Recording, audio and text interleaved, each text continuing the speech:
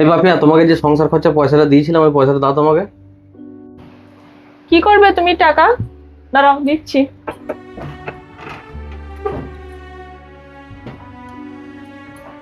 এ নাও। আরে এটা আমার একটু দরকার পড়ে গেছে, আমি তোমাকে সংসার খরচার পয়সা পরে দিয়ে দেবো, ঠিক আছে? যেটা দরকার পড়বে তুমি আমাকে বলবে, আমি তোমায় দিয়ে দেবো। সে তো তুমি দিয়ে দেবে, কিন্তু তুমি টাকাটা কি করবে সেটা একটু আমাকে বললে খুব ভালো হতো। তার মানে ওই একটু দরকার পড়ে গেছে, ওই জন্য আমি তোমার কাছ থেকে পয়সাটা চেয়ে নিলাম।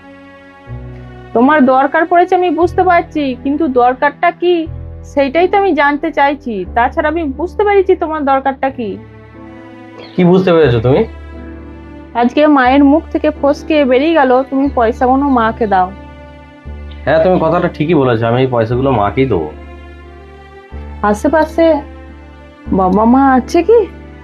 বাবা মা নিচের ঘরে আছে, বলো তুমি কি বলছো আমাকে। তুমি যে মা বাবাকে পয়সা দেবে এটা তো খুব ভালো কথা, কিন্তু তুমি আমাকে নুকোচ্ছ কেন? আজকে মায়ের মুখ থেকে ফসকি বেরিয়ে গেল, তাই আমি কথাটা জানতে পারলাম। তুমি কি কারণে আমাকে নুকোচ্ছ একটু বলো দেখিনি। না, আমি দেখেছি যে দাদা যখনই বাবার হাতে পয়সা দিয়েছে বৌদি কিন্তু প্রচুর বাড়িতে ঝগড়া করেছে, মুখ ফুলিয়ে থাকে, কথা বলে না, দাদার সঙ্গে সাড়া দেন। সেই জন্য আমি ভাবছি তুমিও হয়তো জানলে হয়তো রাগ করবে, সেই জন্য তোমাকে লুকিয়েই বাবা মায়ের হাতে আমি পয়সা দিই। সব মেয়ে কিন্তু সমান হয় না। তাছাড়া তোমার বাবা মা তোমাকে পড়িয়েছেন, বড় করেছেন, আজ তুমি নিজের পায়ে দাঁড়িয়েছো। তুমি বিয়ের আগেও তো তোমার মা বাবাকে পয়সা দিয়েছো, এতে তোমার কোনো সংকোচ বোধ হয়নি। আর আজ বিয়ের পর তুমি পয়সা দিতে গিয়ে আমাকে নুকিয়ে তুমি দিচ্ছ। তুমি এতে কিন্তু আমাকে ছোট করছো। তুমি যে এইভাবে বাবা মাকে নুকিয়ে নুকিয়ে পয়সা দিচ্ছ, বাবা মা কি ভাবছে? ভাবছে যে আমি পয়সা দিতে দিই না।